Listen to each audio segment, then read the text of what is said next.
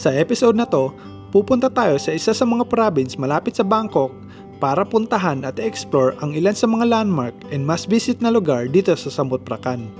And by the end of this video, isi-share ko rin sa inyo kung mga magkano yung total na magagastos sa pagpunta dito. So tara, samahan niyo ako.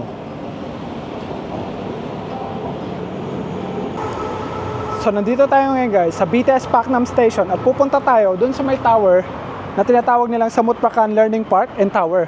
So tara, samahan niyo ako.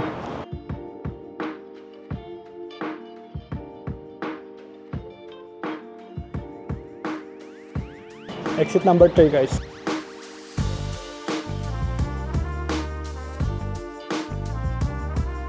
So may ginawa silang skywalk. Hindi ko alam kung direkta na yun doon sa may tower, pero according to Google naman and yung sa mga na-research ko, pwede mo siyang lakarin itong skywalk na to na binuild nila all the way doon sa may tower. Like mga 10 minutes walk yata.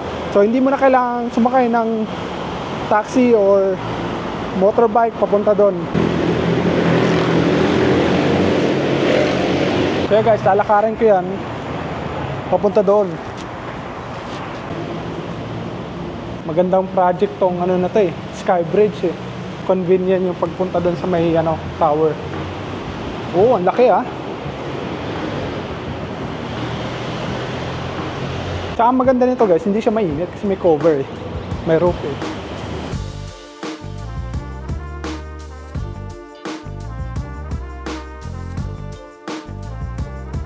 Malapit na tayo guys. Konting lakad pa. By the way, Happy New Year nga pala guys. Sobrang busy nung month ng December kaya hindi na ako nakapag-vlog. Yeah, anyways. Ito try ulit natin gumawa ng mga travel videos this year.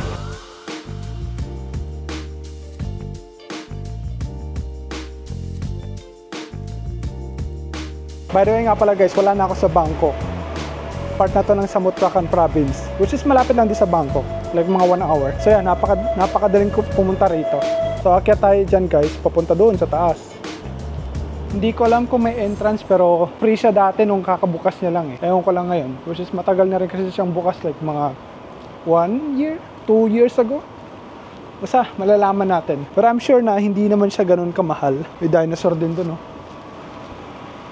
So yeah, nandito na tayo. Papasok natin sa loob.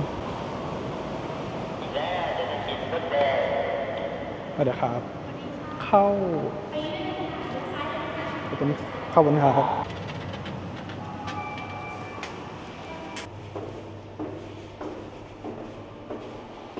Parang nasa horror tayo ngayon. Oh.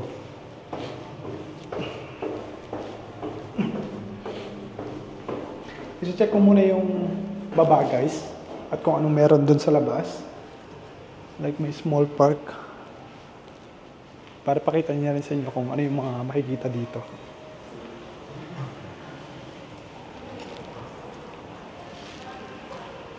Medyo malamig-lamig yung aircon.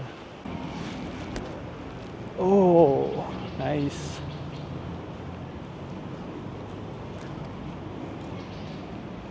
So dito sa labas guys, may mini Jurassic Park.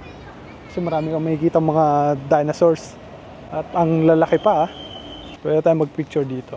I mean, wala namang mag-picture sa atin.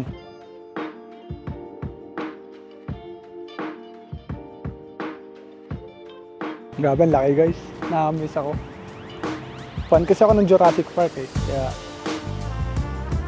nakakamiss lang.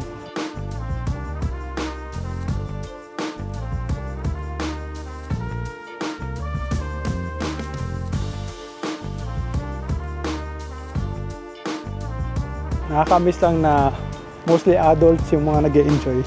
Wala masyadong bata. Family friendly siya, I guess. Kasi park eh, Jurassic Park eh. Magugustuhan to ng mga bata for sure. May train din dito. Explore naman natin sa kabila. Dito naman yung mga T-Rex. Oh. Medyo sira na yung ano nyo. Grabe yung mata, parang totoo eh.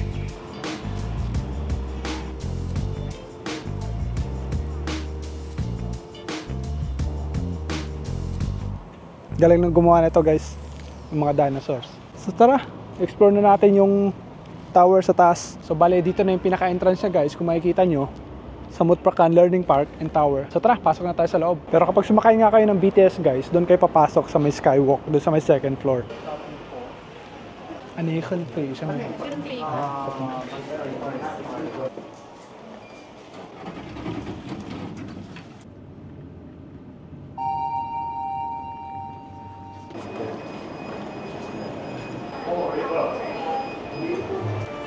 Wow.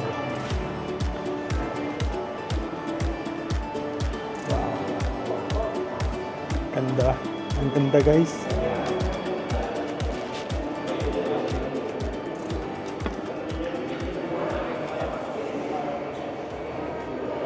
So kailangan mo mag-insert coins para lang magamit tong binoculars. Magkano to?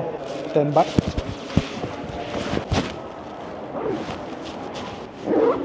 Wala, hindi ka naman siya magamit guys.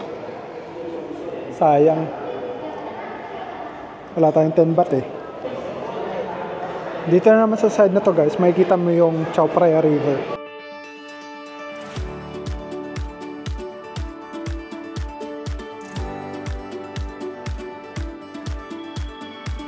So, tinanong ko nga dun sa may reception kanina kung may bayad o wala. Ang sabi niya, wala daw. Walang bayad guys. So, bale dun nga pala tayo nang galing guys sa BTS Station Paknan. And then naglakad tayo. So, yeah, punta kayo dito guys. Total free naman. Wala siyang bayad. Ewan ko kung forever to, pero I think forever siya kasi matagal na itong bukas eh. Mga 1 year ago na.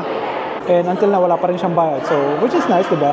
Ewan ko lang doon sa ibang floors ha. Kasi nga, diba sabi ko, ano siya, learning park and tower. So siguro, ito lang yung free, pero yung ibang floors, hindi siya free. So, yeah. Pero ito lang talaga yung highlight dito. Kasi makikita mo nga yung view. Nasa 23rd floor nga pala ako, guys.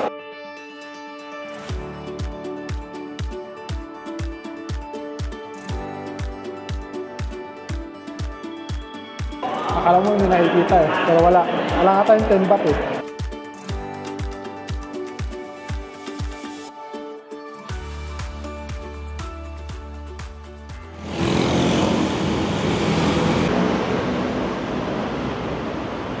Oh, nice. Ang ganda parts. Ooh.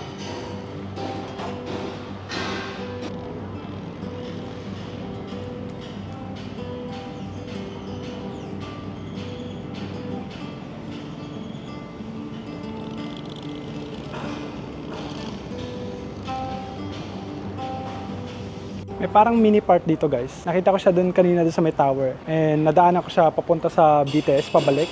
Kaya nandito ako ngayon kasi nakita ko parang ganda. So yun, dito makikita mo yung Chao Phraya River ng malapitan. Tsaka yung mga ship ng mga oil ba yan? Ano ba tawag dyan? Cargo ship. Ang kagandahan dito guys is magkakalapit lang sila eh. Kumbaga walking distance lang from doon sa tower papunta rito. Which is nice. Marami nagja-jogging, may mga nagde-date, sana all may ka-date. May mga nagfi-fishing. I'm so happy na pinuntahan ko tong lugar na to guys.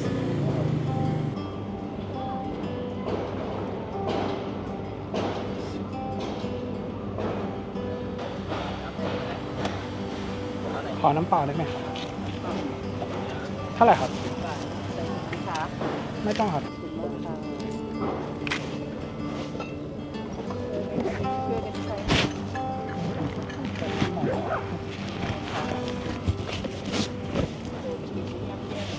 Parang nasa Manila Bay lang ako guys ah. Or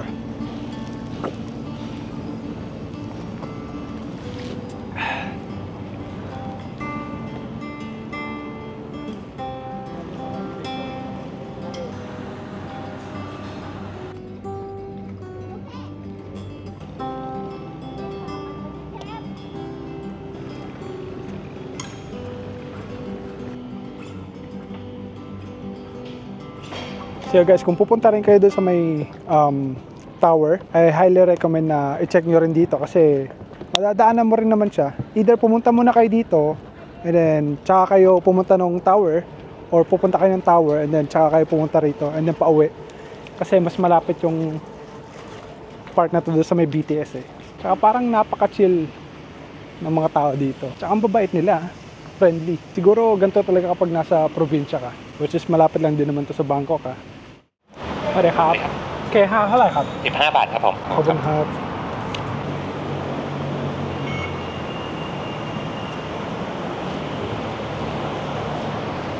sayang di ko naabot yung train. Anyways, may isang location pa ako na gustong puntahan. Kaya nandito ako ngayon sa Samut Prakan Province guys. And dapat nandun na ako before sunset. So medyo nagmamadali na. Pero I think may time pa rin naman ako kasi 5:30 pa lang dito eh. And malapit na rin naman ako dun sa pupuntahan kong location. I'm actually excited kasi medyo matagal ko nang gustong puntahan yung lugar na yun eh. And finally, this year, nag-decide ako na puntahan.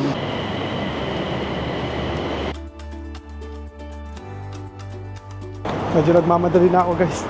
Kasi baka hindi nga ako umabot sa sunset. Sabi exit 3 daw eh. Exit 3. Anong sasakay ako ng Songkhel. Number 36.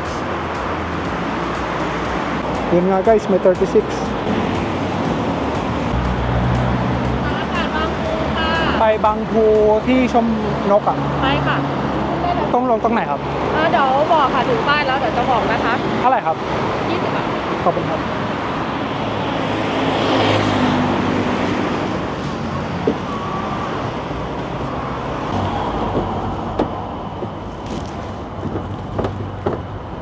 nakasakay ako sa parang jeep sa atin sa Pilipinas. 25 lang daw eh. Pero hindi ko alam kung mga ilang minuto bago ako makarating doon.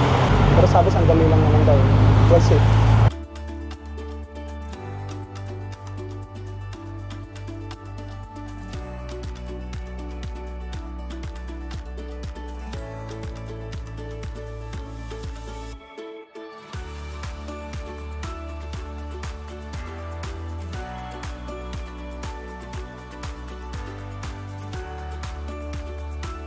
$25 ใช่ไหมครับขอบคุณเอา20ขอบคุณso kailangan kong tumawid doon sa kabila guys. Wala na yatang sunset, nakalubog na yata.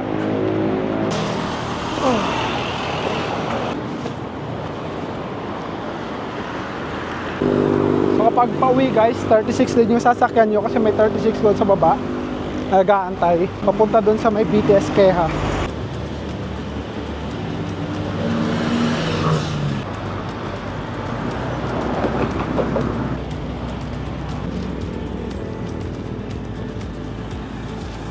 Medyo papasok pa siya ng konti guys, so maglalakad tayo. Siguro mga 1 to 2 minutes. Nasa ano na yun siya eh, nasa dagat. Pero hindi ko na naabot yung sunset. Na-underestimate ko yung time.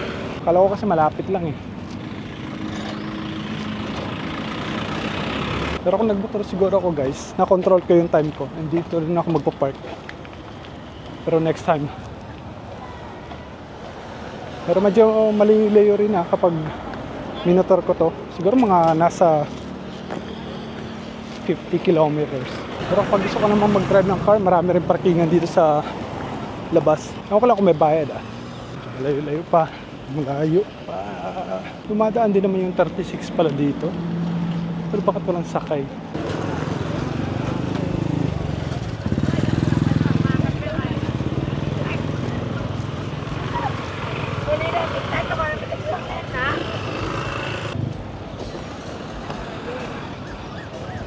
Sa Tantak, Akat, Bangpu.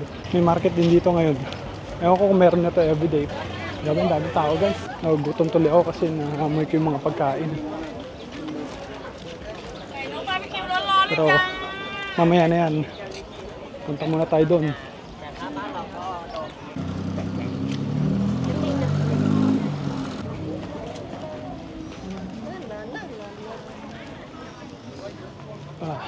Finally, I'm here. Sabi, daming tao. Alam kong expected ko na maraming tao, pero hindi ko alam na ganito karami tao dito guys. Grabe. So yun, andito ako para i-check yung mga ibon na seagulls na nag-migrate sa ibang country. Hindi ko sure exactly kung saan country sila nanggaling, pero yeah, nandito sila ngayon sa Thailand for 3 to 4 months yata, from November to April. So yeah, punta kayo dito.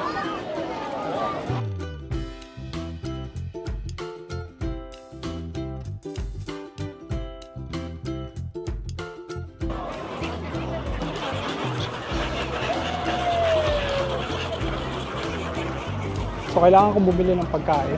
Tinapay yata para pakain dito sa mga ibon. Para makakuha tayo ng magandang shots. 30 บาทครับ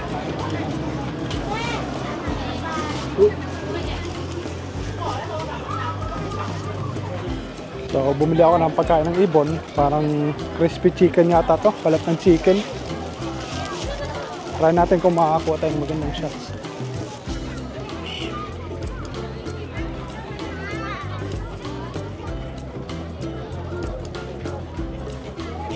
Wala, nagsawa na yata sila. Busog na yata sila eh. Lipat tayo ng ibang pwesto.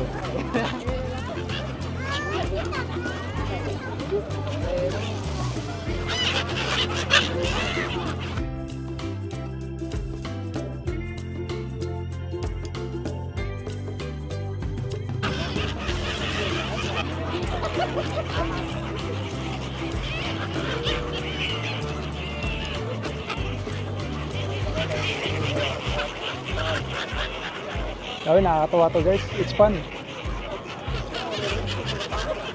Oh.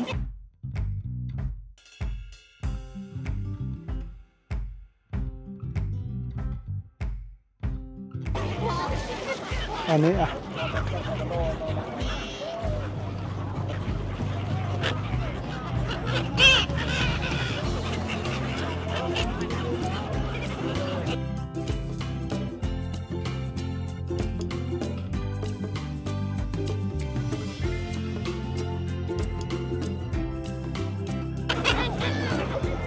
Wow, fun. Wow.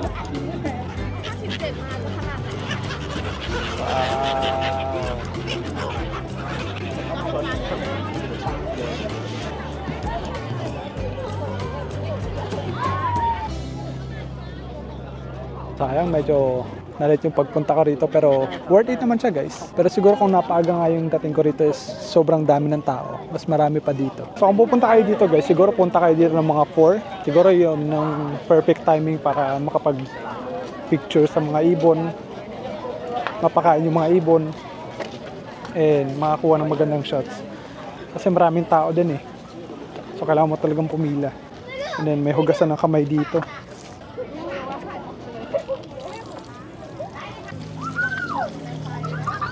So pagsapit ng mga 6:30 guys, nawala na yung mga ibon. Hindi ko alam kung saan sila nagpunta. Nagsitago. Siguro dun sa mga mangroves. Kasi wala ka na makikita kahit isa. Sayang guys. Actually medyo hindi ako satisfied. Kasi late na ako dumating. Hindi ko naabutan yung sunset. And then konti na lang yung mga ibon. Yung pagdating ko. May mga shots din naman ako pero hindi ko alam kung ganun kaganda. Pero at least nakapunta tayo dito, di ba? เลือกได้เลยค่ะหยิบถาดเลือกได้เลยนะคะลูกค้าถาดละร้อยเลยค่ะลูกค้าสมมุติรีวิว20นะจ๊ะหยิบไข่นกกระทา10 บาท10 บาทเลยจ้า เท่าไหร่ครับ เอาดีไหมนี่เอาไหม เท่าไหร่นะ เอานี่กันเดียว8 ตัวโลแล้วครับปลาสลิด สาหร่ายสีสาหร่ายสีที่เราทำนะจ๊ะ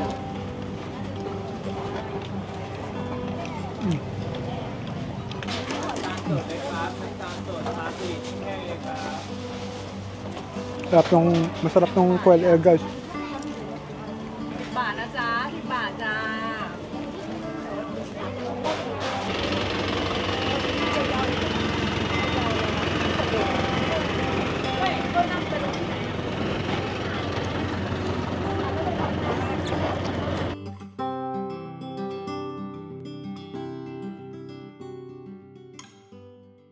So guys, kakarating ko lang ng bahay and dumaan din ako sa Tesco Lotus para bumili ng baboy